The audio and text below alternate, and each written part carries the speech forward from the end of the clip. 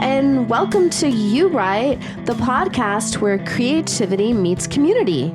I'm Matt. I'm Rachel. I'm Steve. Each week on You Right, we challenge our listeners to write a story in just 30 minutes using 3 of 5 randomly generated words.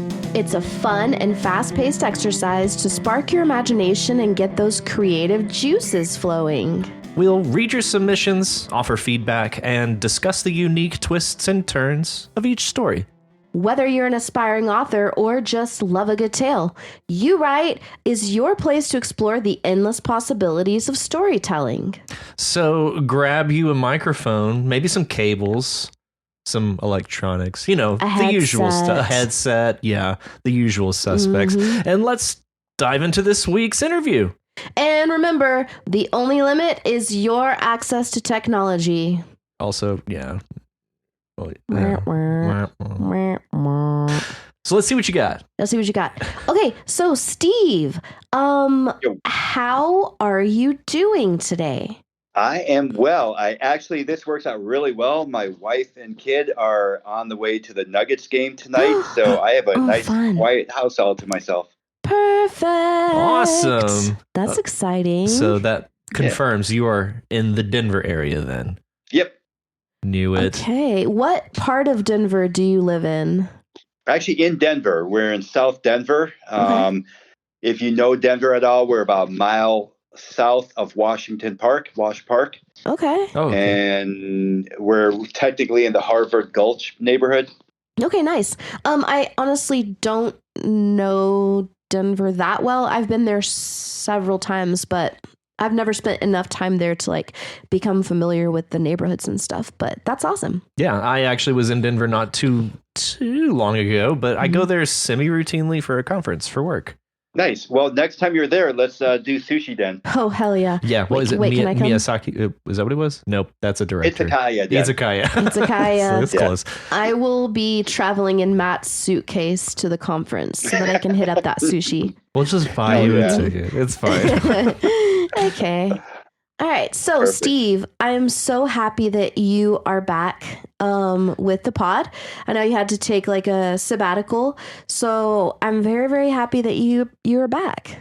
Yeah, me too. Thank you very much. It was a rough semester, and I finally actually left my job the week before Thanksgiving, and just took all of the rest of November and December off, and I'll start a new job in January where I think I'll be a lot less stressed. Okay, nice. So what about this new job do you think is going to make you less stressed? The atmosphere, the way they do things. I'll be switching from a classroom teacher to a special education teacher. Oh, nice. I'll still have to teach 2 classes, but it's more intervention, and okay. I get to do my own thing the way I want, more autonomy. And that's great. I won't have 20 middle schoolers in a class. I'll have 10 high schoolers. So that's half. Yeah. I feel like that's going to be way better. That's actually less than half of 10 high schoolers is the equivalent to 5 middle schoolers. I feel like exactly. Yeah. Anyway. Yeah. Yeah. So you'll actually have 5. The equivalent of 5. So you students. cut your workload by 75. No, more than that percent. Math. Let's hash this out. The math. Oh God. Well, that's awesome. So special education, you said that's pretty demanding, but I can imagine that's also very rewarding as well. Mm-hmm. Yeah, I've always had a soft spot for it. It kind of is part of my story, I guess. When I was a kid, I was just a normal, regular kid growing up in suburban Detroit. And I had an accident in school where I actually poked scissors in my eye. Oh, shit. I was that kid. And so from then on, we moved pretty soon after that. And the next year I started a new school with a patch on my eye. And just really saw how kids treated kids that looked differently. And from then on, it just kind of eventually led me into education where I'm helping out kids that, are treated differently or have different needs and things like that. And I've always had a soft spot for that, I guess. That's awesome. I love that. Kind of like way of getting your calling, through something bad that happened. Exactly. Yeah. Yeah, that's cool. That's very cool. Yeah. Thanks. And I suppose we kind of dove off into this, but just into some of the questions I have prepared here. Whenever you were teaching middle school, what subjects were you teaching? I've been teaching for 20 years, so I've pretty much taught almost everything but science. I'm actually certified. Yeah, science is the one thing I don't do. Yeah. I'm certified to teach math, English, social studies, special ed, and just added my PE endorsement. So wow, that's amazing. Yeah, congratulations. You said 20 years of education. Wow, that's quite the tenure. That's a lot of certifications, and I think it's really awesome that math is in there because I think a lot of times people either go like the, like the literary arts or just like the more artistic and less of the hard science, math, and those things. Yeah, actually, I was in sales for 10 years, and then just was like, fuck this. I was so sick of the "what have you done for me lately" attitude in sales. Oh yeah. And I bailed and became a teacher, and I actually wanted to be a math teacher, but my degree in college was political science.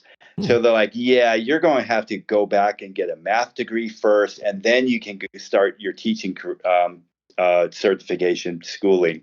And I'm like, oh, and then they're like, oh, or you could just get social studies. And I was like, I just do that. And then I taught at Denver Academy for 8 years and then got laid off and went to Third Way Center. And I had to get my special ed endorsement to teach there. And so at the same time, I was just like, well, I might as well try for my math too. And I just passed the math test and got my endorsement. Okay, nice. Very nice. Okay, I wanted to ask, when did you start writing and what inspired you to start writing?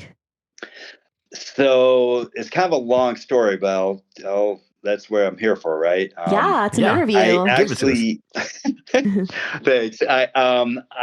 I started writing like for my teaching career. My thesis, my last part for my teaching license, I did solving the problems of the poor middle class. There's a 168-page book of this class that I created. Okay. And and then really I didn't free write or write anything, but just the only thing that really inspired me to write is when I got mad or inspired to write about solving problems in the world. Mm-hmm. So I would do that every once in a while. But the first time I actually wrote a story was from, and here we go, another connection to Kingslingers, was their writing contest. Oh, so nice. Their first writing contest they did, I was inspired to do that, and I waited until like the night it was due. Wow. And just crammed it. I got really, really baked and just crammed it out all at once and entered it. And it was pretty raw, but it felt really good. That's amazing. That's how I got started. And then once I heard about you guys, I was just like, oh, that's perfect, because I also heard about it through Kingslingers. So yeah, they gave us a nice shout out there towards the end of the they did. End of the show. Yeah. That's pretty crazy that your first fiction story that you wrote was for a competition. Yeah, and done at the last minute. Yeah, that's bold. Yeah. Bold move. Actually on vacation in Michigan and just like, okay, you got to get it done. Let's just go. Yeah. Oh yeah, I love that. Yeah, right on.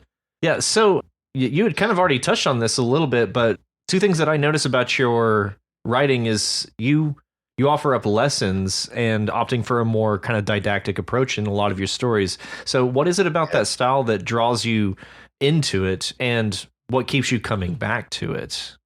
I'm just a total optimist. Like I know that humans have the ability to create a much better world. I don't necessarily think we need utopia, but I know I'm just a solar punk at heart, and I know that we've got the means if we can just find a way to, legislate out corruption or vote out corruption or whatever it takes.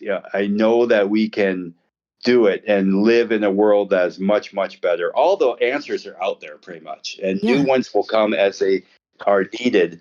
But if we just take around the world, all the answers are already out there that different places are doing, and install them in all the places that need it, the world would automatically be a much better place. And I believe in humans. I believe we can do it. I don't know if we will, but I know we can. And I just keep coming back to that.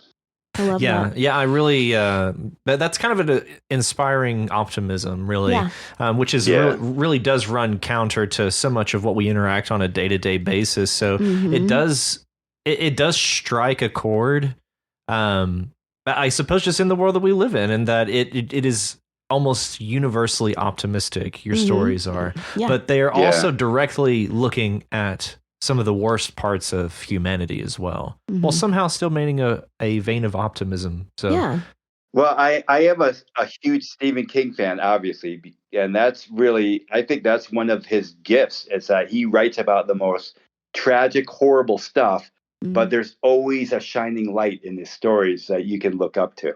Yeah, he's good about that for sure. Yeah, I love that. So, Steve, I have noticed, and you may have mentioned this in comments before, but that you seem to have a connection with Ethiopia. Is that correct? Yep. My wife and I adopted our son from Ethiopia. Okay. So yeah, I think you did mention that. Okay. Yeah. And it's just an amazing country. The people are the happiest people I've ever seen in the world. The food is fantastic. The countryside is gorgeous. So the first time we were only in Addis Ababa. The second time we went back for a humanitarian mission and drove down to Hawassa and then Sodo and Yergalim and that more southern area. And just saw the countryside and just, it's amazing country. So our son was 4.5 or so. They didn't really have actual birth certificates, so they had to make one up. But when we adopted him, and he's now 22 and at CSU, Colorado State University, and just an amazing person. He's probably the coolest, chillest person I've ever met in my life, and just adore the hell out of that kid. I love that. That's beautiful. Yeah. So was it the adoption process that got you to Ethiopia in the first place? Yeah. Okay. Wow. That's a beautiful story. 18 years you've spent together at this point. That's awesome. Very cool. Yeah. I'd love to go to Ethiopia. Yeah, that sounds like a magical experience. Oh yeah. Closest I've been is Egypt. Okay. But Ethiopia sounds more pleasant than Egypt. It's the birthplace of coffee and many other. I was like, you said Hawassa. We used to sell a coffee at Starbucks, like Hawassi, I think. Yeah, Ethiopia, Hawassa. Cool. Yeah. Oh yeah, we learned plenty about the origins of coffee. Oh yeah. There you go. Yeah. I'm actually a coffee master. So am I. It's fine. We're both coffee masters. We're sitters turning our noses up I at each used other. to teach coffee seminars every week, in which I would tell stories about, the history of coffee and the process of decaffeination and blah, blah, blah, blah. And what coffee pairs with what, acidic citrus flavor and so on. But that's awesome. Yeah. Looking back, you've submitted pretty routinely to a few different kind of through line stories. The first one that you brought us was the contentment rose. And I was just curious, looking back on that, what are your thoughts on the contentment rose?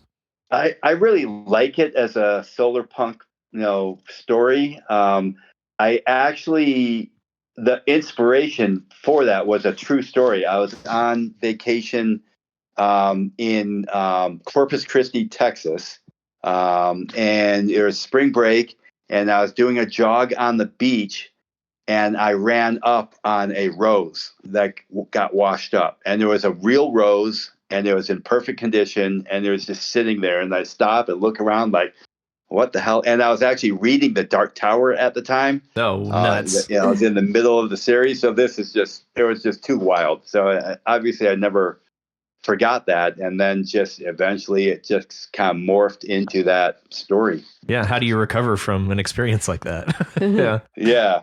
Yeah. Yeah, that's awesome. And yeah, it kind of rang like a true story, like true events, inspired by true events. And that's interesting. Corpus Christi. That's actually where my wife's from, more or less. Oh, wow. Yeah, she's from all over Texas, really, but spent a lot of time in Corpus for sure. And that's also where Selena's from. Also, yes, yeah. Okay. Who's Selena? Oh, a bitty bitty bamba, a bitty bitty bamba, a bitty a bamba. Okay, well, the singer. Yes. Yeah. Okay, She's a legend. Legendary. Legendary. Okay, so I want to ask about another story that you have submitted recently about what is it called, about the place that disappears? Oh, the Soundstorm? Yeah, the Soundstorm. Yes. Sorry, we're terrible with titles. We read them and immediately forget them. Yeah. I don't even pay it. I don't even read the title. I just read the story. But I think that's probably my favorite work that you've done in our podcast, because you've submitted like more than one installment. Are you planning to continue that? And do you have any idea what's going on with the Soundstorm, or are you just like being a discovery writer? I'm usually a pantser when I'm writing, but this one I kind of have a basis of what I'm envisioning. Basically, it's like I said in one of the comments, it's like my version of The Stand, where humanity starts all over, but instead of having empty stores all over the place, it's everything that's ever been made or manipulated by man is gone, and there literally has to start over, like caveman, instantly. And just how they can survive and start a new community in that way. And really, like, it heals Earth instantly. And it's just kind of my vision of what would that be like. And I do have an idea of where it would go, but I'm not sure if I want to give it away or not. Oh, that's fair. Yeah. Save any spoilers unless you want to give them away. But any information you're willing to part, we're willing to listen. Sure. So basically, I have these. I have Jake and Tommy. Yes. Tommy's the dog, and then Aaron. They meet up first, and then another couple people will join them that will be coming down from the Colorado Trail, and that's where they meet after the event. And then they all get together and try to piece together what happened and how it happened and why and all this, and then decide to kind of like build a house and live there and survive, the coming winter and all that. And eventually two of them will decide to take off and follow the Platte River all the way into Nebraska, and eventually meet up with a tribe of Lakota that survived it, because they were given a vision. One of the members was given a vision of what to do because it was coming. So they went back to the ancient ways of the Lakota. And I think I wrote about this once too in the pod. Yeah, that's striking memory. Yeah. Yeah, Kelly Looking Horse was the name of the person who had the vision, and so they basically prepared for the over 2 or 3 years, and they built teepees and made weapons and gathered all the supplies and all this stuff. And then when the storm hit, they were ready to go. For the most part, they'll still have struggles and stuff, but that's pretty cool. Yeah, that's awesome.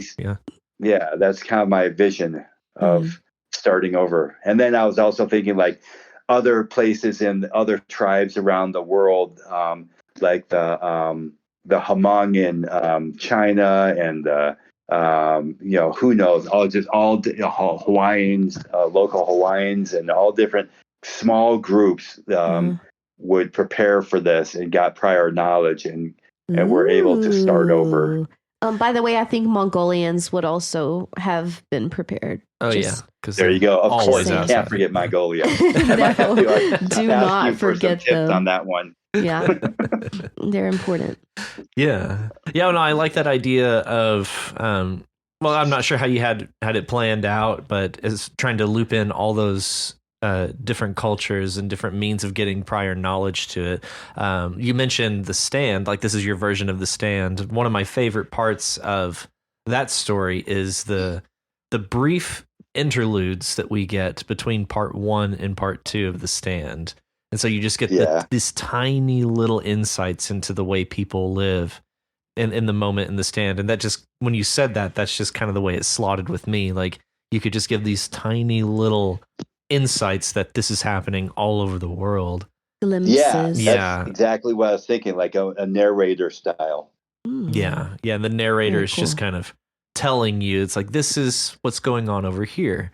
Very briefly, and then we move on. And then over here, also just very briefly, and then you can, part 2 of the story, you move on. I love that idea. That's very cool. Awesome. It kind of clues into like a very global setting without having to really set it all up, I guess. Yeah. Well, it kind of reminds me almost of Independence Day. Oh, yeah. Because it shows all over the earth how people are like reacting to these UFOs. Yeah. Y'all, I have to blow my nose really fast, so please pause. Gross. It's that time of year. It is. Like, it's happened to so many people around me, and I finally am one of the fallen. I succumbed. Yeah, my wife and I were both sick this last week. Today was the first day I ran. 10 days. Oh, gross. Yeah. How far did you run? Just a couple miles.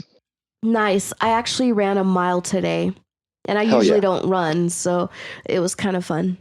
Nice. Yeah. I walk. It always feels good after. It does. It was actually part of my CrossFit workout today. Okay. Yeah, I used to do CrossFit. That's kind of what helped me get back into running. Yes. Yeah. It's nice. It's very nice. Nice. It's tough workout. Mm-hmm. Yeah. Oh my God. Understatement of the century. Right? Every time she talks about it, I'm just like, you volunteer for I'm this? Like, they tortured us. They did this to us. They do. It's brutal. Like every single time afterwards, I was on the ground hyperventilating to try to get my breath back. Oh, yeah. The workouts are just insane. They're just insane. But it feels good, in a masochistic way. Yeah. I've always said, you barring injuries, you're never upset that you exercised. Exactly. I concur. Yeah. And this actually leads me into a question. You often write about being healthy and just health in general. Mm-hmm. So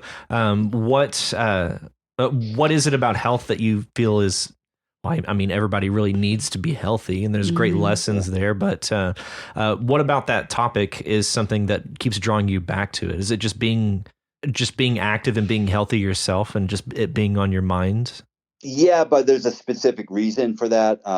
My dad used to take care of himself, and then didn't. And he smoked, and he ate crappy food and didn't exercise, and was in a very high stress job. And at age 42, had a heart attack, and then a few months later, a massive stroke, and was never the same. And basically needed 24/7 care for the next 23 years of his life before he passed away at 65. And he had, oh my God, I've got this down, but he had 4 heart attacks, 7 strokes, Parkinson's, kidney failure multiple times, pneumonia more time than we can count, asphyxiation, Parkinson's, cancer. The list just goes on and on and on and on. And, wow. And you think that was mainly caused by his lifestyle choices? For sure. Yeah. Oh, wow. Absolutely. And it took me a while to get there, but basically I was scared straight, and I just made a commitment that I don't want to put my family through that, what I went through. Because I was 16 when he first got sick, and I was in high school, and it totally like, I hate hospitals, nursing homes. And there's a few different times when I was in college that mom called, like, you got to come home. He's probably not going to make it through the night. And I rush, take a red eye, get there and get into the hospital in the morning. He's sitting up talking, and just like, just like over and over again, it happened. They called him the miracle man. And I just, made a point that I'm not going to put my family through that. And I just really want to take care of myself. Yeah. Wow. That makes sense then. Yeah. Yeah, absolutely. It does. And yeah, that's a devastating experience to have to go through at the age of 16. And I'm trying to recall, have you ever attempted to write that fear of being unhealthy into a story? No. I've written running into a few things. I remember that I forgot what the story was, but there was a picture prompt of a tree all by itself, and I did a story with you guys about running to the tree or past the tree, and I did that, but not about the fear of being sick. That's a good idea. I have a question too about, because you're focused on health and things like that. Do you have any, like, in your mind, what is the best way to take care of yourself as far as your diet goes? Oh, yeah. I've written pages on this. I have top 10 list of things you should eat, things you shouldn't eat, and myths of the food world. And I've just written lots and lots about this. Basically, the top 5 things you really shouldn't eat are hydrogenated oils, high fructose corn syrup, enriched wheat flour, lots of sugar, and fast food. You avoid those 5 things, and you're going to be doing a lot better for yourself. And then things you should eat: just always eat your veggies, drink lots of water. Yeah. Oh yeah. And just not to harp on the health topic, but I just wanted to share one common theme of my stories is a fear of being unhealthy or illness in general. That's something I always come back to. And it must stem from my childhood. I was chronically ill as a kid, like asthma and allergies, and just it's all kind of compounded in and out of emergency room visits and stuff as a kid. And so I noticed that's a theme that I always return to. So I kind of wanted to just issue a challenge, like try writing that, because in my experience, it's actually been pretty therapeutic to just see that side of myself written out and to go back and just read those words. So, but yeah, it's an interesting theme, and you can get some really, really interesting emotions out of a character when you're talking about when you're just talking about fear in general. Interesting. So that's something I've discovered through my own writing. Makes sense. I did write Just Quit, about quitting smoking, and kind of like why I push that on my students, and what my dad's story is. Yeah, is that a process you had to go through? Did you ever take up smoking? Oh yeah. In college, same. I was a huge partier and smoked and chewed and smoked and chewed and did drugs and all the stupid stuff, and eventually just I really didn't quit partying until I got divorced, and I knew that drinking wouldn't be good, so that's when I took up running. And that's a good substitution, right? Yeah. I made a good choice for sure. Yeah, and smoking is something I've had to recently come to terms with, but smoking turned to vaping, and then vaping was really hard to get rid of because it's, for whatever reason, more socially acceptable in places that smoking is not. And so it was just so easy to continue it. But yeah, I know that struggle. I know it well. Did you quit? I did as of August. I'm free of it. Woo. High five. Yeah, high five. Woo! Nice. Yeah. Can I also join in the high five, even though I've never been a smoker? Yay! Yeah. Thank you. Thank you. Awesome. You've often written about your relationship with your wife, Denise, correct? Yes. Yeah. So, well, first of all, I'm not sure how long you guys have been married, but it sounds like it's going wonderfully. So I just want to offer my congratulations. Yeah. But do you ever write I suppose in a fiction standpoint, do you ever write yourself or Denise into your stories? Yeah, here and there. I like the Isekai Den one. I did that. Mm-hmm. I write parts of me here and there into it as characters. Mostly, I do more of my kids. I think Denise has just always been my inspiration. We've been married 19 years. This next summer will be 20, and her story is pretty remarkable. What she's overcome and gotten past. So it's it's just she's just amazing. And like just this year, she took up taiko drumming. And cool. I don't know if you know what taiko drumming is. So it's a big Japanese drums, and they do performances. So that Denver Taiko is on their 50th anniversary this year. Wow. And she got they did a workshop where you could just join in or sign up for the workshop and play drums for a weekend. And she was totally geeked out and psyched about it and went. And the next week, she got an email like, "Oh, do you want to participate in our apprenticeship?" Oh, and she flipped out. So she did that. Yes, please. Yes, exactly. And for 6 months, she did that. There's 8 of them that started, and her and one other person made it all the way through. And now she's an official member. Dang, Denise. That's awesome. I know, That's right? Fantastic. You have hinted at, or maybe outright told her story. I don't know. Right. I don't remember where I saw it, but and yes, I'm inspired by Denise, even though I've never met her.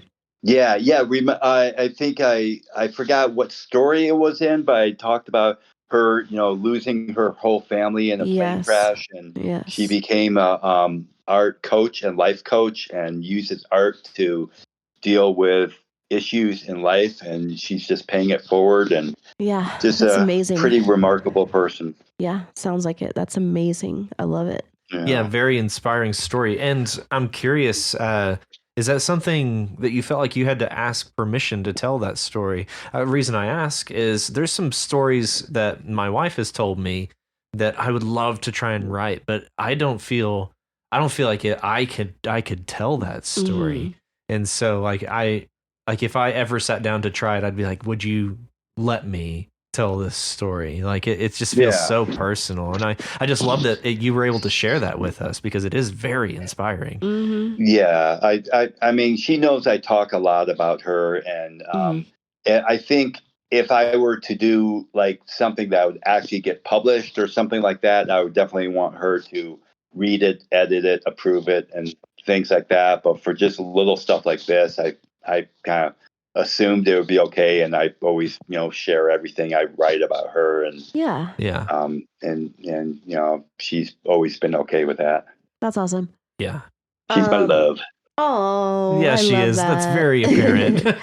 I love that. It comes through so clear. She's my love. Are we okay? All right. So, what do you do, Steve? Although you have, definitely touched on this, but I know that you run. I want to know what you do in your time when you're not working or writing. So you run. What else do you do? I love exercise in general, so I'll mostly run, but I also like biking. Okay. I've gotten into biking over the last 10 years. I always wanted to do a triathlon, but I'm a teacher and cheap and never wanted to pay for one. So I just made my own up and did it. Nice. And so I bike, run, swim, hike, walk my dogs. I love board games, poker, card games, movies. Not so much anymore, but I still like movies. Really, just other than that, listen to podcasts and books on tape, and reading. That's about it. Nice. That's a lot. Sounds great. I'm going to touch on a few. You mentioned books, audiobooks in general. What are you listening to right now? I just finished book 2 of the Song of Ice and Fire. So I'm waiting for book 3 through Libby to come through. It should be here soon. I have a feeling you're going to be waiting a while on that last one. Right. So I hear. I wanted to like wait until the whole thing's out, but I'm like, screw it. I'll just read what they got so far, and if it never finishes, oh well. Yeah. There's a few on my list that fall in that category of I'll just wait until it's all out. And so far, A Song of Ice and Fire still remains on that list.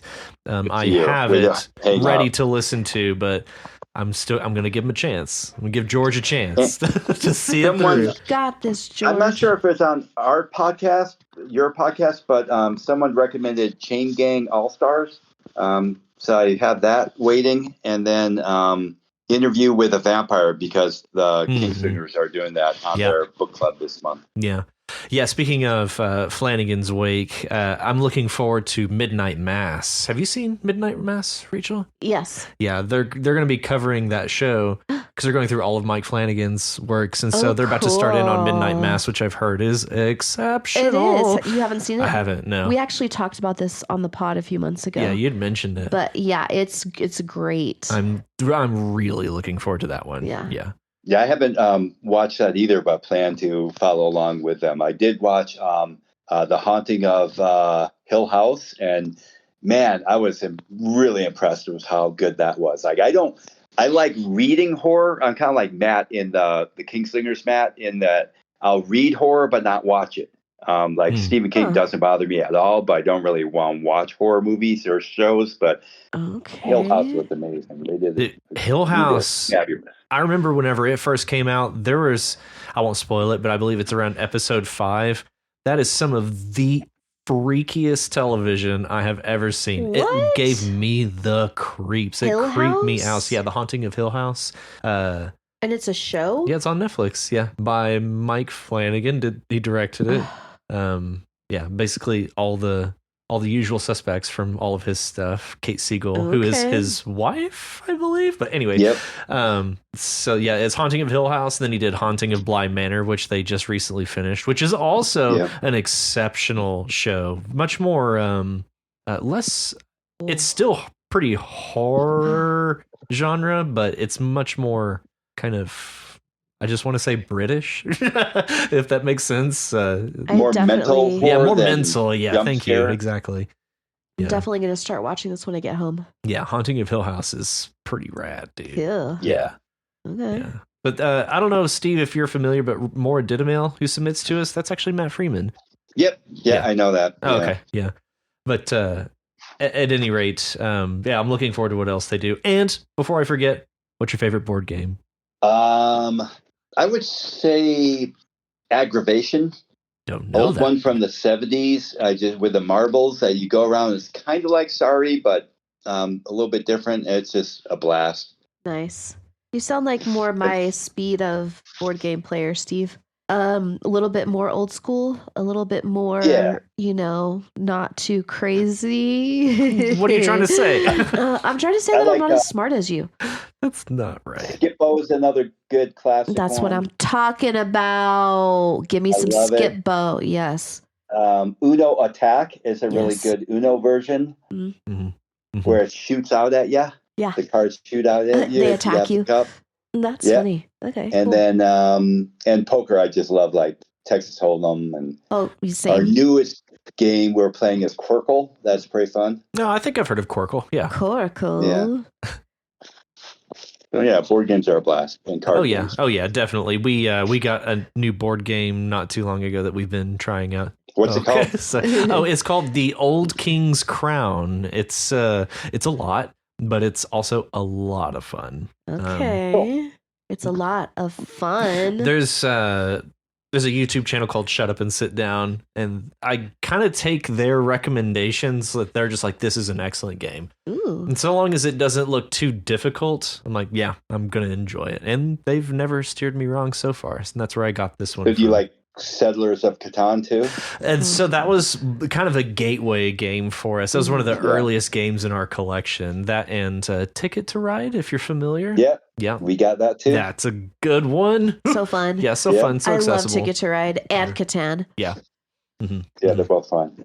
Mm-hmm. Well, actually, I want to go ahead and get into the listener submitted questions here, because there's a few that I really want to get some time with here. So we'll just start from the top with Walker by Faith. So I'm just going to read this verbatim because it's Walker. Steve, where do you go when you're not in the living room? Good question.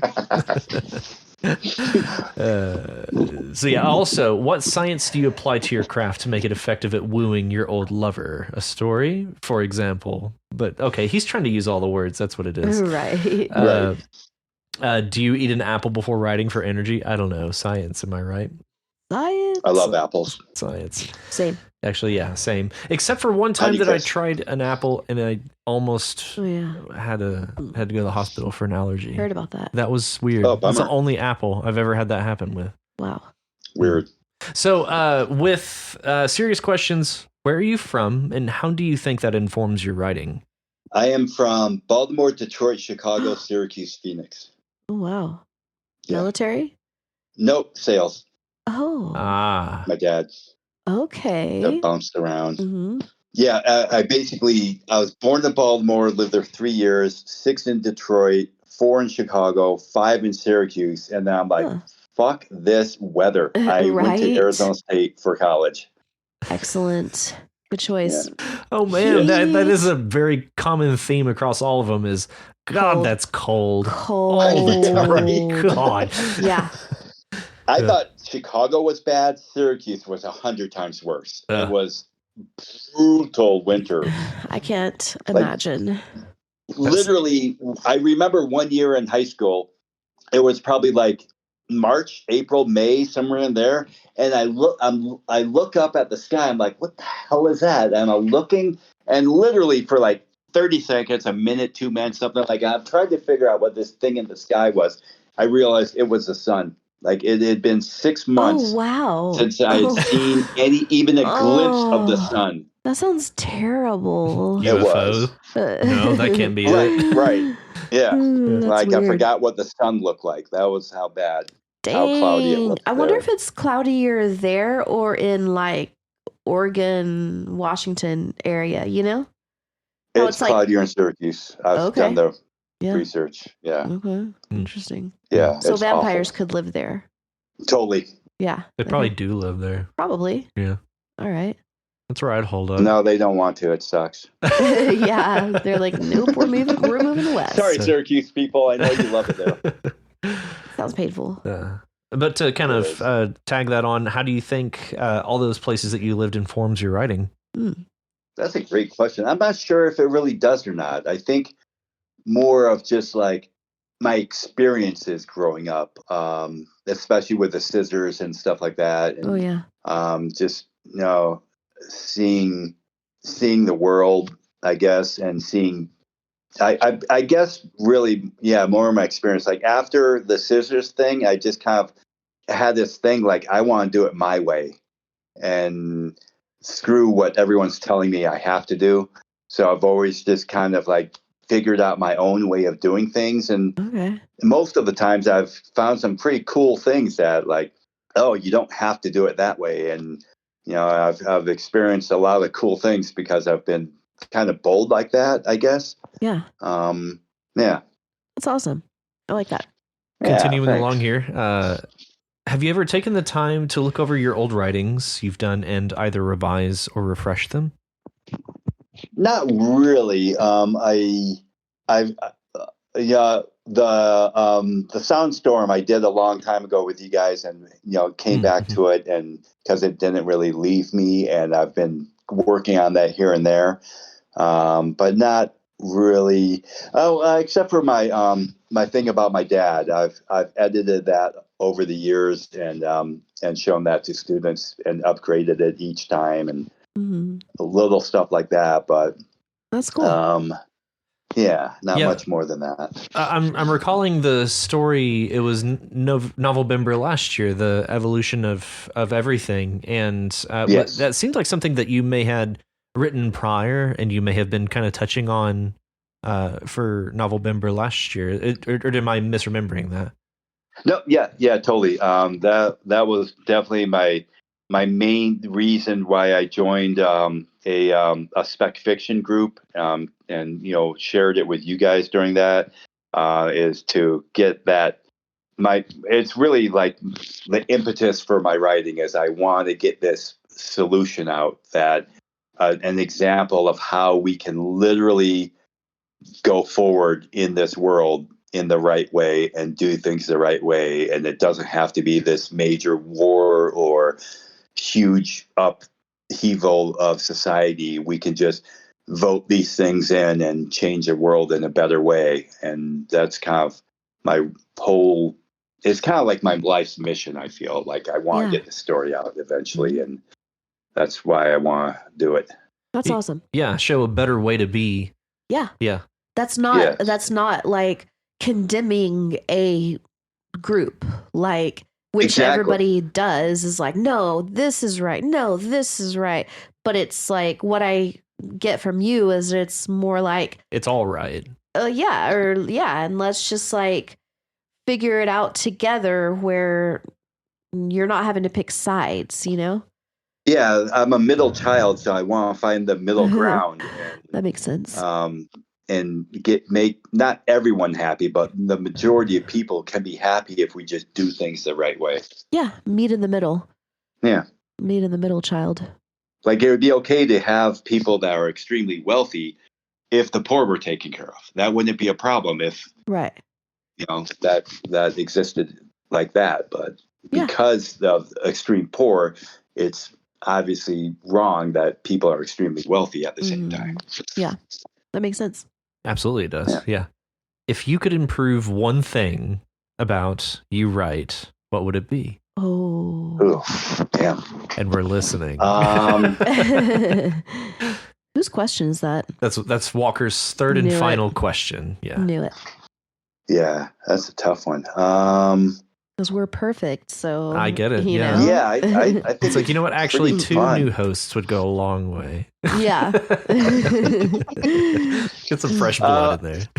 I was going to say it's fresh blood, but like with more writers. But then it could definitely. I think you would have major growing pains if too many people were there, and you wouldn't have time to dive deep into people's stories. So that's very true. I kind of like it how it is now. The only thing I would actually say is if we actually do a get together, like an in-person or online get together. I think that's how we could really improve it. I love that idea, and I totally agree. Yeah, no, I completely agree as well. Mm-hmm. An online get together is extremely doable, especially now that we have Discord up. We could basically, as a matter of fact, that's something I wanted to maybe get some feedback on, is if we did live recordings, we could kind of get your reactions in the moment to your stories and things like that, if you're available, things like that. Yeah. But that was part of creating these voice channels as well. Yes. But no, I agree, and Steve. If we... Yeah, I would be happy to volunteer to organize a live get together or help organize that. Mm-hmm. And I've got a Zoom thing that we could do, and we could come up with like quick little writing things and games and inspiration ideas and different things that we could do and just have fun with it. The pillow fight. Yeah, a pillow fight. That would be perfect. Hell yeah. Oh yeah. That'd be perfect. No, I love that idea. I'm totally down. Cool. All right. So next up we have Richie's questions. It's, hey Steve, I hope you're doing good. Sorry about the giant emails I sent. I was wondering, what is the thing that gets you writing? Do you have an idea you just have to get out, or do you need to just sit down and struggle with it for a bit? So might be kind of weird how this came about, but I don't go to sleep very well, and I struggle with getting back to sleep when I wake up in the middle of the night. So what I did like 5-10 years ago is I started creating a movie in my head of a story, and each night I'll go a little bit farther. And when that Kingslingers project came up for the writing contest, I'm like, that's what I'll write.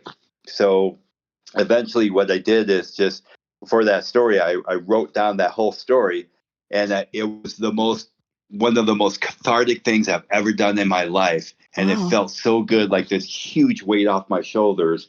And I got it down on paper. And then afterwards, I'm like, oh, fuck. what am I going to think of now to go to sleep? So I'm like, oh, it's time to start a new story. So I just kind of did that for most of my stories. And then the big ones, at least. That's how the Soundstorm came about. And that's how the evolution of everything came about. And all that.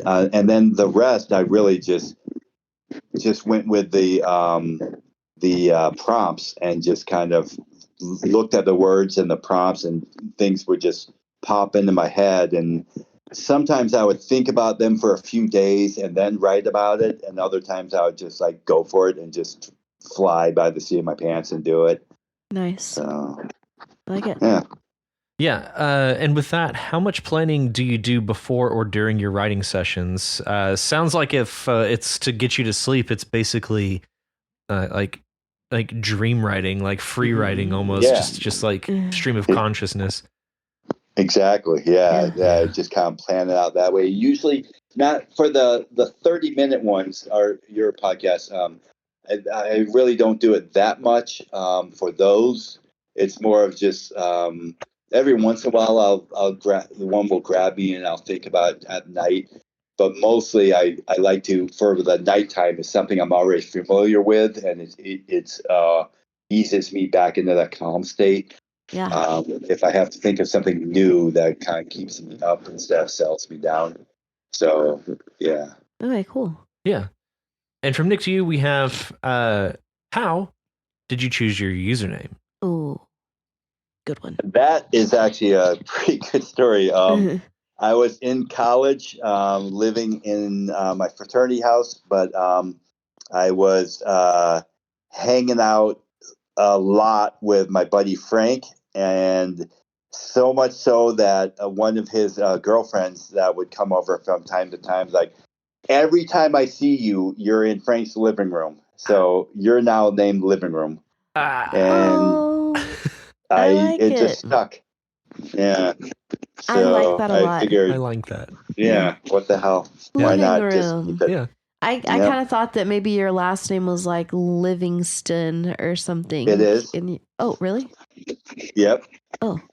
Wow. Nice guess. You nailed it. Wow. How did I know that? Wait a minute. What's going on here? I don't know. I just thought that's like where that your username came from. Yeah. Both. I'm a genius, I guess. Yeah. I don't know. Nailed it. Yeah, you figured it out. Well done. Sweet. Thank you. And I particularly like this question from Nick to you. Do you have any big goals in your writing? Anything that you're working towards?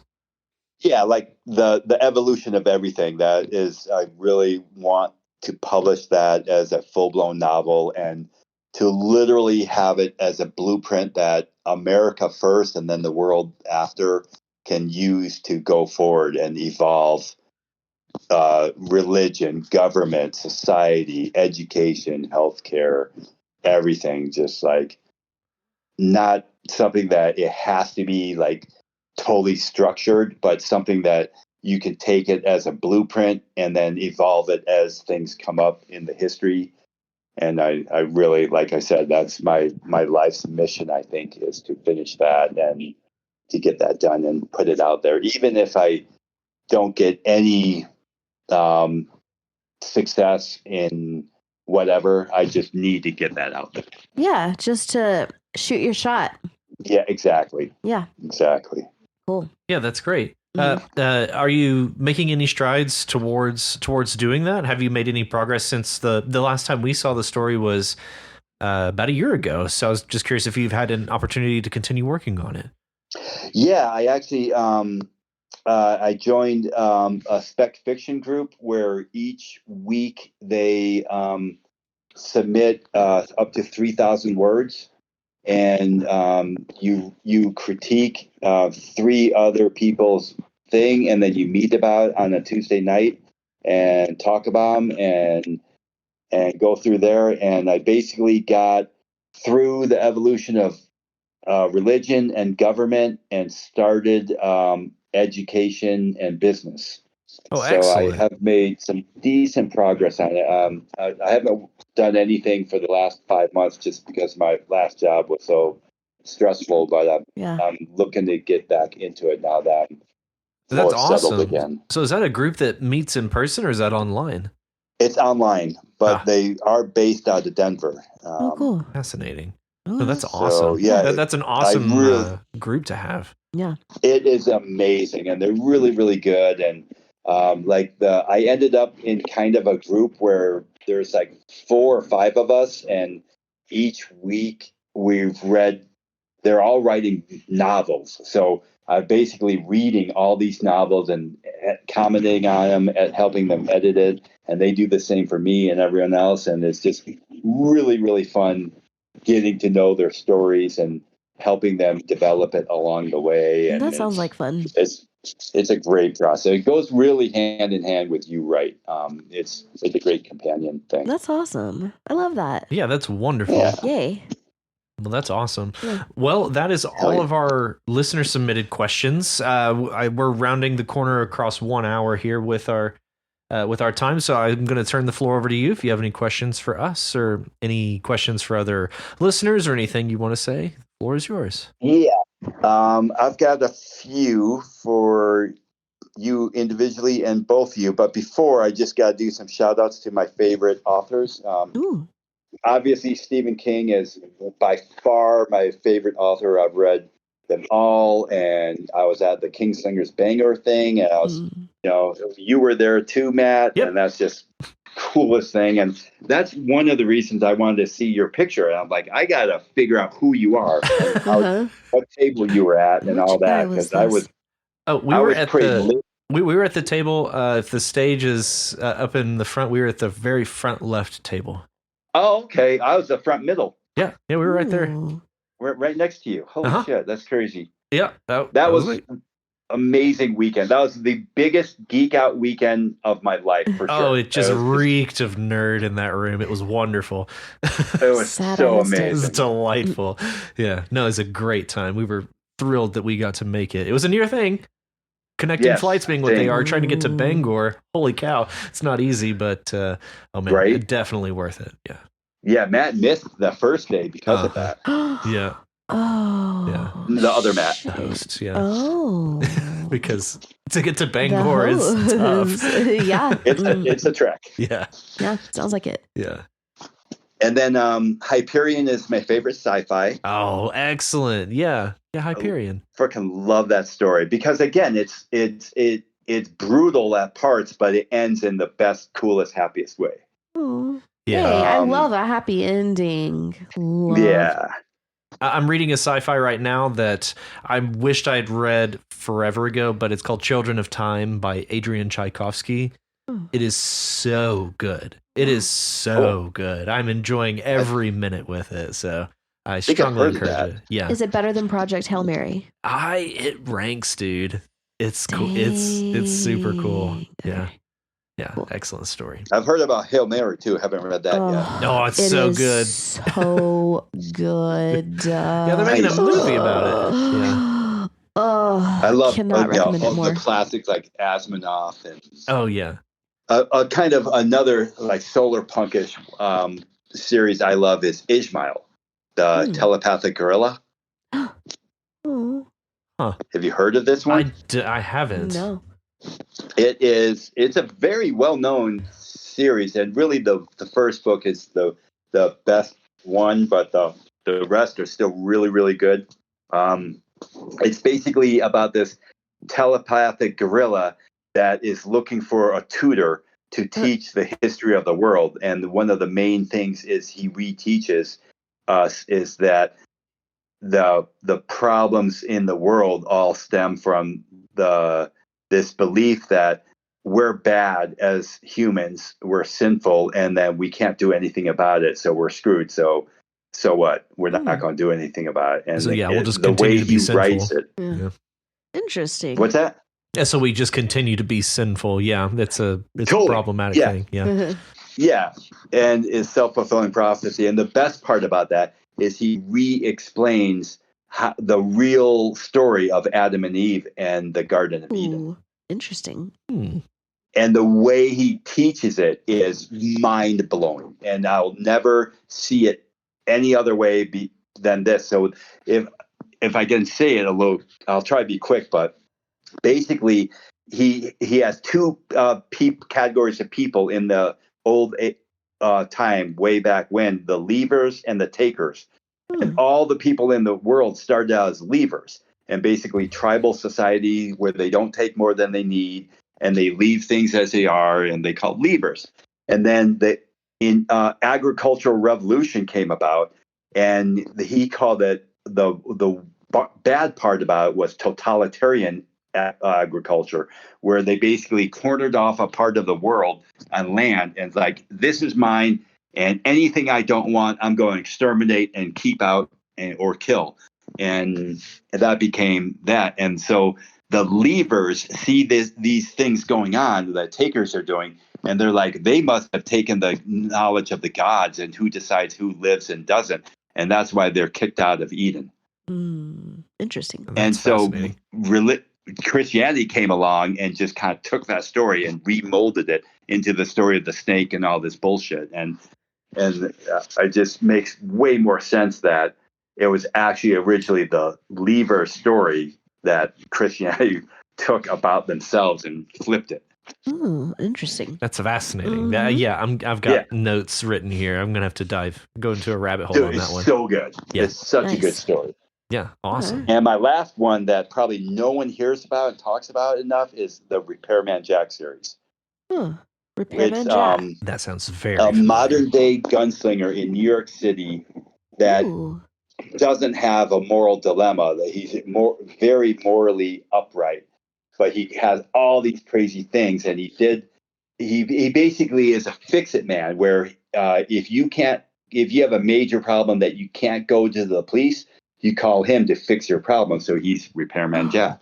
Cool. And each book has a fix, at least one fix that he does, and they're fucking hysterical. He ruins the bad people's lives in such a justice and satisfying way. That sounds awesome. And then all this other stuff happens along the storyline, and it's done and ends just. It wraps up so beautifully. Like the whole entire story is just done so well. That's like freaking phenomenal. And each book is like super fast paced and fun and that sounds like character driven. So there's a lot of like people getting their comeuppance. Yes. Hell yeah, love that. It's great. Okay, and awesome. The first book is The Tomb, and it's probably not his best book, but if you like it, you'll love the series. How many books are in the series? Well, technically there's 15. Okay. But he also has the Adversary series, which is has some crossover books that has 6 others. 2 or 3 of them are in both. And then he has other stuff around it where it's like short stories and books that kind of tie in. So it's everything together is called The Secret History of the World. So there's like 30 different books and short stories all together. But the main story is that the type 15. Of series that I could really like go into a hole and stay there for a long time. Yeah, reading. just hang out with Jack for a while. Yeah, hibernate for like a few months. That sounds amazing. People do that, and they freaking love it. And I'm sure I'm gonna do that. I've got the whole series of the books, but people will take everything that he's ever written and put it together, and it's fun. Awesome, love it. Yeah, absolutely. And then I just one thing that I don't like is stories that just go downhill and never get good, and that's why I didn't really get into Dune. Bro, I know you guys talked about Dune last time. Oh my god! Did you hear our coverage of Frank Herbert's Dune? Okay. So you know how I feel about Dune? I just heard you talking about with Richie. Oh no, we did like. Oh no. Oh, we did a whole sick author burn. We did a sick author burn on Frank Herbert. Oh, nice. On Dune. Yeah, you need to go back and listen to that. I'll have to find the episode number. I'll message it to you. Yeah, I can't remember. Okay, cool. I'm extremely critical of him. I really thought Dune was like a political tale with a little bit of sci-fi. Yeah. I can see that. It just wasn't that impressive. Mm-hmm. Oh, I have even much stronger feelings about Dune. Yeah, which you Rachel need to holds listen none to of it back in the episode. Yeah. And I heard it just the main character just becomes this tyrant and like becomes this horrible leader, and it just like for me, it's like I'm not interested in a train wreck like that, and that's why I didn't watch Breaking Bad, because I was just like, this is going down a one-way dead-end street. I don't want. Actually, I had very unpopular and similar feelings about Breaking Bad. Like, I watched the first few episodes and I was just like, nah, I'm good. Because I know too many meth heads for that to even be interesting. You know, I'm just like, this is actually a nightmare and there's nothing cool about it. Exactly. Yeah. Fuck yeah. That's exactly how I felt. Like when I was a teacher at Third Way Center, I had meth kids, that were recovering meth heads, and it ruined their lives. And they mostly went there because of severe abuse and neglect. And it's just, there's nothing cool about that. And fun and glorifying it. Exactly. Oh, I felt the same way. Hell yeah. And then just a total side note that has nothing to do with writing, but I'm also a huge Pink Floyd fan. Ooh. I totally geek out over Pink Floyd all the time. So right on. Yeah. I mean, I have Pink Floyd on my playlist, so yeah. Yeah. Nice. Yeah, everybody Every year I go see Brit Floyd at Red Rocks. Oh yeah, I've heard of them. Just geek out over it. It's the best. Hell yeah. I wrote that one story about it too. The guy who escapes a mental institution. I do recall that one. Yes, I did. As soon as you mentioned that, I was like, I know he's written Pink Floyd in before. Yeah. He becomes the artistic dancer dude on the stage. Right. For them. Yeah. And then wakes up. So questions for you guys. Matt, what other music have you composed? Music I have composed is a very short list of things. The music for the podcast, right? I did that. As a matter of fact, of the things that I have composed, man, I have a hard time using that word because I knew people going to school who were going for music composition, and what I do is extremely amateurish by comparison. So the intro for the podcast I actually wrote, it might have taken me 15 minutes to put it all together. Wow. Nice. But I've had that little ditty just sitting in a file for years. And so basically I was like, I can either go out and use download some royalty free stuff or whatever. Yeah. But I was just like, well, I've made some stuff. And so I just going through there and I was like, this could work. Yeah. I was like, actually, this could work really well. I'm so glad that you chose that instead of some royalty-free shit. Yeah. And hell yeah. Inspiration for that one it was actually inspired by Adventure Time, the cartoon. The character BMO. BMO. Anyway. So anybody knows that's if you know, you know. That's where that came from. Okay. But other stuff that I've composed, it mostly kind of consists of me noodling around in sampling software and messing around mostly with sound design, like trying to just get sounds that I like out of synthesizers and things like that. Cool. Yeah. So my next one, would you consider doing a collaboration with Matt from Kingslingers? Because he did their music. Oh, absolutely. If I thought that was possible, absolutely, I would. Hell yeah. But nice. I'm not even sure what that would look like, or maybe better yet, what that would sound like. Well done. Nice. But yeah, absolutely. And then what was the best part about the Bangor trip for you? The best part of the Bangor trip?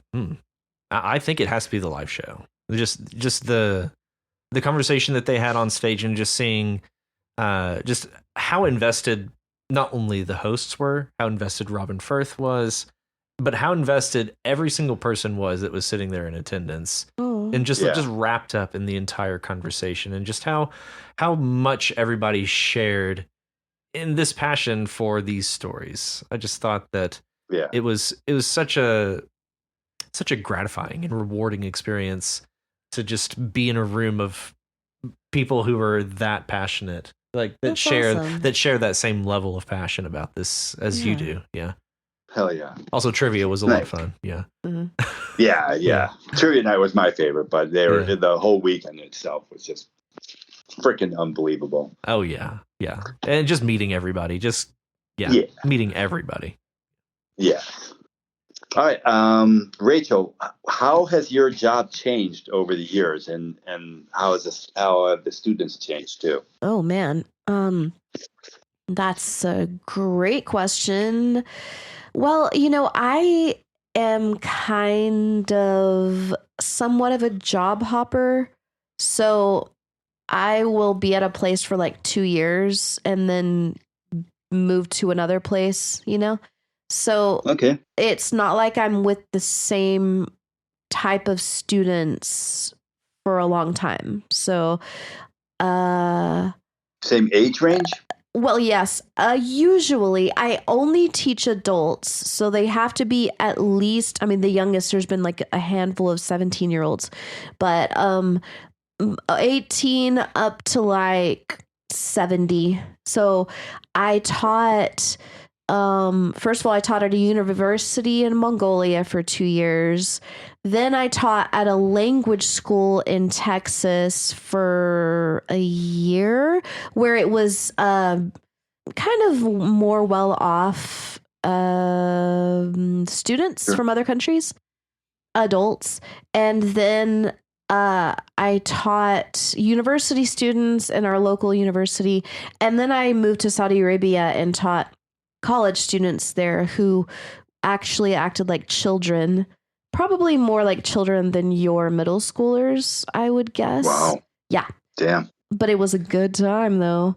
And then and then I moved to Austin and taught at the community college and at a private language school. So the difference between the students there was that at the community college, most of them were undocumented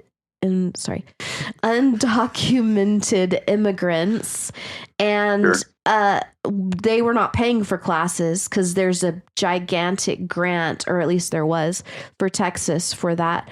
And then at the private language school, it was rich, definitely well-off students from different countries, adults of all ages. Yeah, from 18 again to like 65. And then I was teaching Ukrainian refugees, and most of them were older. Yeah. And then I was teaching... I teach now at the community college, where I'm teaching student athletes. So these are all very different groups of people in very different phases of life. Some adults, some young and excited about seeing the world, some having to flee their home country and traumatized, some trying to fly under the radar, some trying to flex on everybody with their wealth. Just all different kinds from all different countries. And always English? Well, actually, before I taught English, I taught Latin at our local university. But other than that, I'm always teaching English. Yes. Cool. Yeah. Sorry, that was a long ass answer. Well, I didn't realize it was that many different demographics, I guess. Oh, yeah. And just the different quality of student that you taught. Yeah. Totally different. And with totally different stakes. Some of them, their stakes are very high, like they have to pass some exam or they're going to get kicked out of the country. Some of them are like, I want to survive in America. Some of them, especially at the language schools, are just language school hopping because in order to keep their F1 visa and not get deported. So there's all different types. Fascinating. Interesting. Yeah.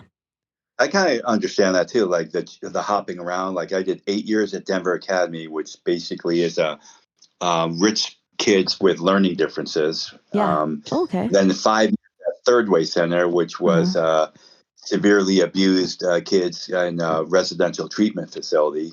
Yeah. And then 1 year Aurora South Middle School, which was chaotic in the hood. And then Sheridan and Englewood, different alternative high schools. So, I've seen a lot of different settings, too. Yeah, like different populations, different, ways to motivate them. Keeps it interesting. Totally. Yeah. Oh yeah. Now questions for both of you. Favorite band, music, or singer? Oh fuck. That's hard. That's okay. Favorite hard. band.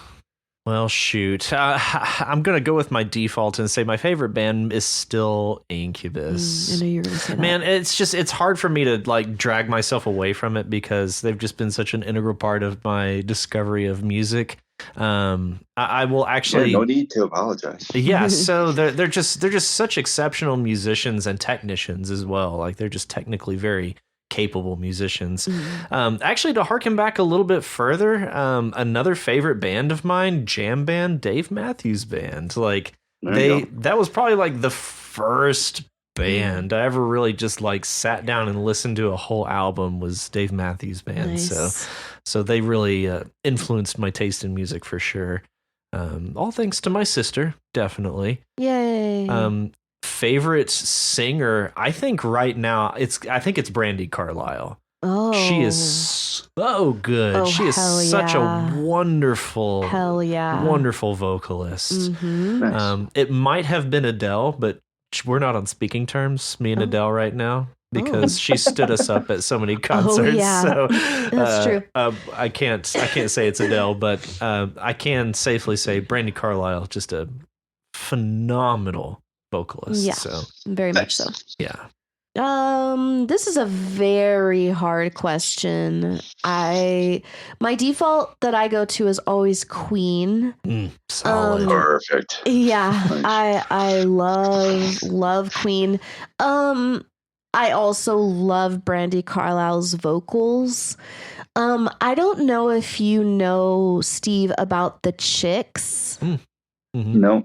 Oh, okay. You may know them by the Dixie Chicks. Yeah. Oh, yes. Yeah.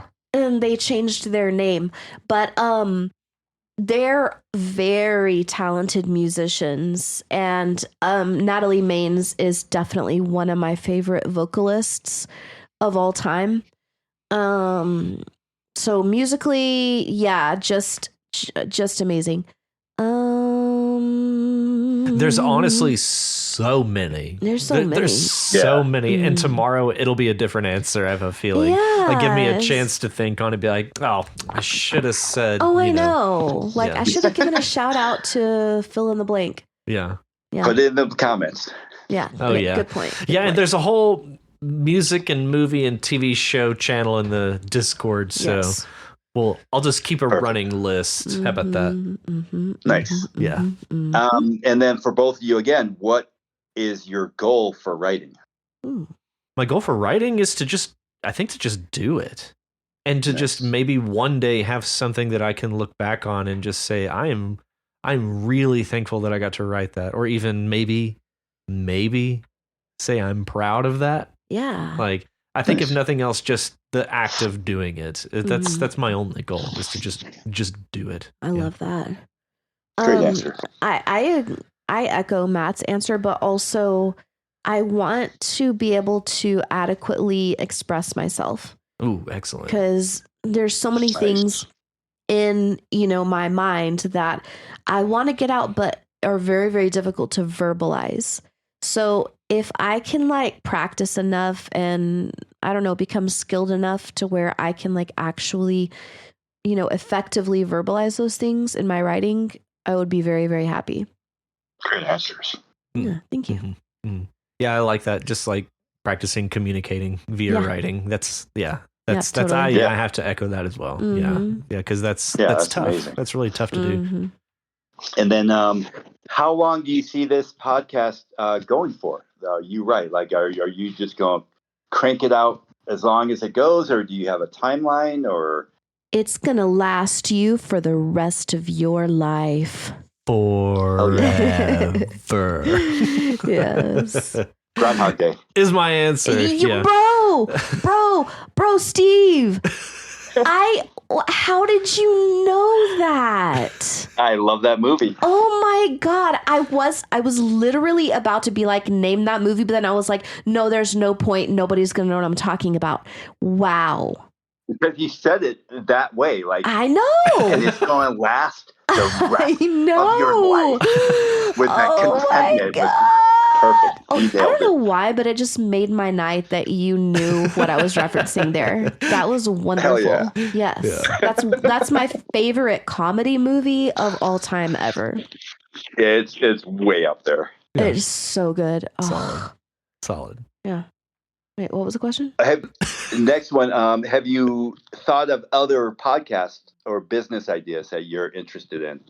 Ooh, to classify this as a business is a gross misrepresentation. That's like a podcast or business money? idea. Yeah, okay. Yeah, that or is doing some heavy. Okay. Other podcast ideas? Honestly, no. Cool. And frankly, I don't know that I have the bandwidth to do another podcast. So long as this one is going, this is about the amount of free time that I have to devote to a project like this. Yeah, I have to echo that. Unless this becomes very lucrative and I can quit my job, in which case, I'll do more podcasts. Yeah. If we can have our own podcast platform, let's have this discussion later. But currently, it does not pay the bills. Right. Which is fine. I didn't ask it to, and I don't need it to. So nice. And my last question is, how much time does it take outside of actual time that we hear? Does it take to edit, prepare, do the after, before stuff? Like, how much time does it take to make a podcast each week? I suppose that depends. Whenever we first started, it was about, for every minute that we recorded, it was about 3 minutes of my time to edit. I've gotten it down to about, for every minute, it's about 1.5 minutes of my time. Ooh. So I've gotten pretty efficient at it. So, but a lot of that is just becoming familiar with the process. So. Mm-hmm. Yeah, so Matt definitely does the technical side of things. I guess the other part of it would be reading all the stories and gathering our thoughts and, knowing, kind of having an idea of what we're going to say. Yeah. Yeah, I mean, we definitely are not scripting ourselves at all. No. But just I was just going to ask that, yeah. Oh, no, not even remotely. But we just have to we just have to think about what are our comments while reading the stories, Yeah, and to that end, kind of behind the curtain, what we do is we will copy paste all the stories into a Google Doc in the order that they were submitted. And we'll just go in order on those stories from the time that they were submitted. But obviously we do. Whoever we're reading that week goes first. But then we just have some rough notes off to the side of each story. And the rest is just us talking about it. Mm-hmm. So it's definitely off of the cuff. And the only script that we have is that we read at the beginning and the end of the show. And we still don't have it memorized. So we still have to pull it up every time. That's pretty sad, but it's true. You would think after, what is this, this podcast has come full term. At this point, we would have it memorized. But no, we haven't. We're lost without it. For some reason, I love that. That's awesome. I'm fine with it as long as it's in front of my face and I can read it. Which we're looking at it right now, so we're ready. We're just staring at it. We should be committing it to memory. Yeah. Whatever. That's awesome. Mm-hmm. And then, so that's all my question for you guys. And then just, again, for everyone out there that's part of this, I just thank you for all your comments, your inspiration, your stories, your love, your community. It's just such a cool group of people. I really, really just feel like it's a close, dear friend group, and really would love to get together online at first and maybe eventually in person. But most definitely, we got to do something together. I totally agree with you, Steve. That's beautiful. And we're so happy that you are a part of our group. Yes. And we're glad to have you back after your hiatus there for a while. Yes. Mm-hmm. Yes. Thank you. It's really good to be back. Yeah. Well, thank you for making time to join us here this evening, Steve. It has been an absolute pleasure speaking with you. It has. And likewise. Anything else that you think of, any ideas, feedback, what you're reading, drop it in the Discord. Yeah. Will do. It's been lovely, Steve. Thank you so much. Yes. Hell yeah. Thanks, guys. I've had a blast. Yay. We did too. Thanks, Steve. We'll see you around. Cool. All right. All right. Bye. Bye. So that is our final of our Get-to-know-Yules. Yes. How exciting. How exciting indeed. So moving forward, we are going back to business as usual with our 30-minute time entries. Crunch. 30-minute time crunch entries. Yes. So that means that our next episode, which is a number that I don't have in front of me at the moment. Hold on. 69. Episode 69. Wink, wink, wink, wink, wink, wink. We ask you guys to write a story with a Janice theme. Janice theme. And we don't mean Jinice. No. We mean Janus. Janus. Well, actually, it would be Janus. Janus. Yeah. So this is the guy. January. Yeah. This is the guy that January is named after. And he is a two-faced god who is looking. There's a younger man looking into the past, and then there's an older man face looking into the future. So it's like reflecting on what was and looking towards what will be. And no face to look down at what is. Right. Oh my God. Devoid of the moment. Only past and future. Opposite of what's that thing when you're present in the moment? There's a word for that.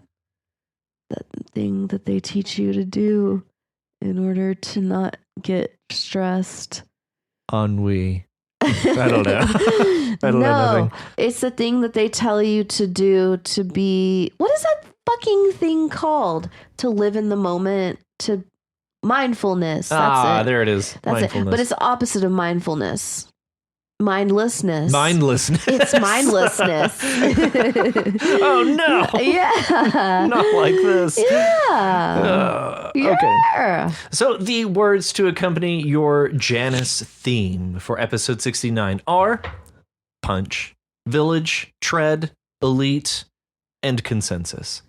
Alrighty, so punch can mean a quadrillion things. It can be a verb, it can be a noun, it can be an adjectival noun. Mm-hmm. Punch bowl. Punch bowl. Punch, the drink, the disgusting beverage that people force you to drink at, baby showers and shit. Yeah, unless there's booze in it. Right. In which case it's delicious. Right. Yeah. It's also when you hit somebody with your closed fist. Yeah. An open fist.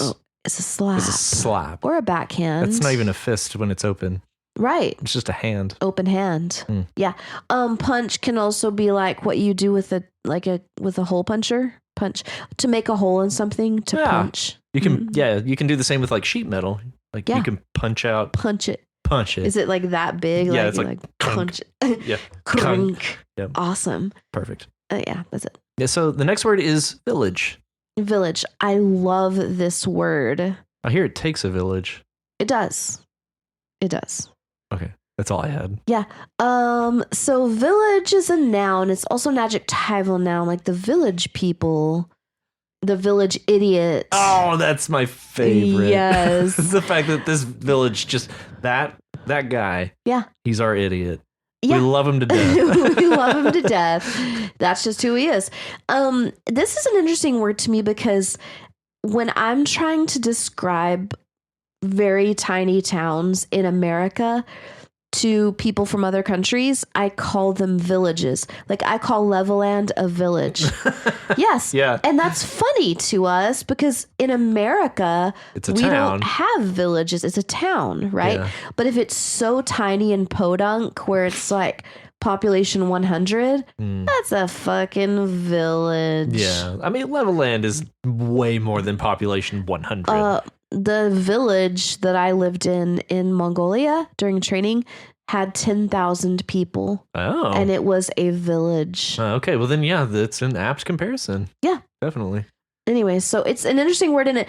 And every time I say it, people, if Americans are listening to me, they kind of look at me like village? Okay. That's weird. But I think the fact that we don't use the word village to describe towns in America is weird.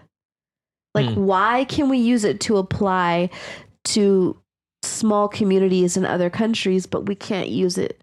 You know what I'm saying? I think it's just an Americanism. I don't know. Like, it's just not something that we do. I know. I just want to know why. It's like we call them cookies, not biscuits. Is all I have. All right. I have no no follow up to that. No. Okay. I have no retort. Okay. No, it's a great word. Village. It's a good one. And our next word is tread. Tread. Tread is, it can be to walk. I like the past tense of tread, which is trod. Trod. I trod on his face. And trodden. That would make his face trodden. That's the past perfect participle. Sick. Yup. Trodden, tread, trod. I'm especially a fan of the use of the little groove in your tire. That's tread. The tread. Uh-huh. Yeah. I've heard people, I've read things where it's like, I feel like British people use the word trod more, and I feel like it's really funny. Like, don't trod on me. No step on snack. Yeah. Don't trod on me. Well, that doesn't make sense because trod is past tense. Right. Don't have trodden on me. Don't have been trodden. Don't you have been trodden on me. But I bet you that it's from the same place as the word trot, as horses. Oh, yeah, probably. Yep. Mm-hmm. That makes sense. Here we go, a trot-a-ring-a-ding-a-ding-a-ding. We can't do that for every... We're going to have to come up with a new tune. What should it be? I'm going to have to think on that. Okay. Okay, and our next word is elite. Elite. Oh, man. Just like fancy upper echelon, like echelon. upper crust. Sick word, echelon. Ugh, it's nice. This is it's important. It's for rich people and famous people. Powerful people. Powerful people. Yeah, there you go. There you go. Powerful people. Elite. So elite is an adjective, of course, but it can also be a nominal adjective. Yeah, because we can say the elite. Ah, yeah. Yeah. Yep. Yep. So we can take that and we can make it into a noun. Mm-hmm. The elite among us.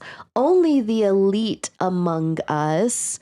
Fill in the blank. Tread on village punch. Oh, yeah. Yeah. Yeah. Yeah. I thought you were going to say tread on villagers, and I was like, that's true. And dark. What? I'm sorry, what? I missed that. I was like picturing Lord Farquaad. And that's a sacrifice I'm willing to make. Yes. Yeah. Treading on the villagers. Mm-hmm. Yeah. Mm-hmm. Mm-hmm. Yeah, Lord Farquaad is the embodiment of the elite. He is. Yeah. He really is. So powerful and so tiny. Such a tiny man. Tiny, wee, tiny, sad man. He's a tot. He's a sad tot. And our final word is consensus. Consensus among the elite seems that they're willing to tread on village people who are drinking punch because of the punch. That's why.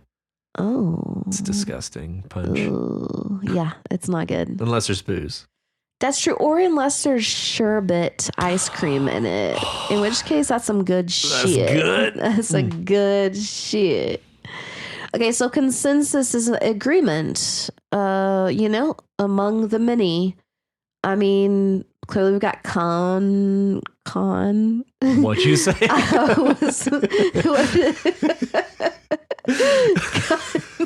Sorry. Oh, man. Con, which is with. Okay. And then sensus, which I think means like feeling. So it's like feeling together. Okay. Consensus. Yeah. Like we've reached. That makes sense. We've reached a common feeling, a consensus.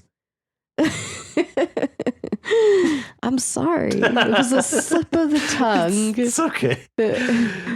So those words again are punch, village, tread, elite, and consensus. Yes. And if you want to be like these wonderful writers who we just finished interviewing, head on over to our subreddit at reddit.com/r/YouWritePod to join in. Yes. If you're unable to submit a story this week, that is just fine. You can help out by reading and commenting on other people's stories. Each time you post a story or leave a comment on someone else's submission, you increase your chances of having your story read on the podcast.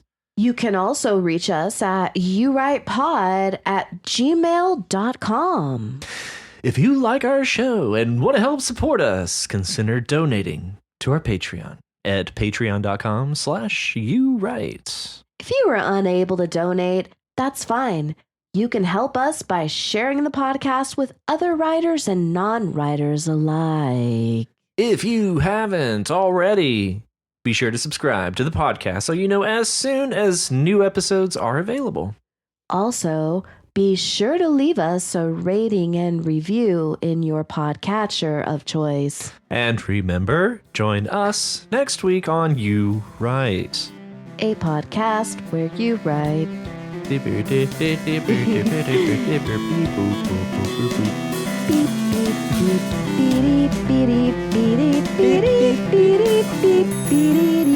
can't put that in.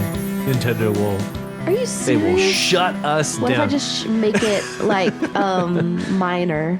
Oh.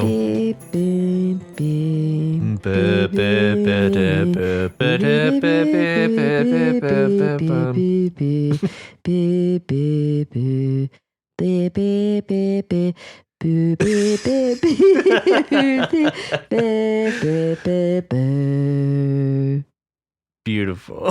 Yeah. That was everything. That was everything I wanted. That was everything and nothing at the same time.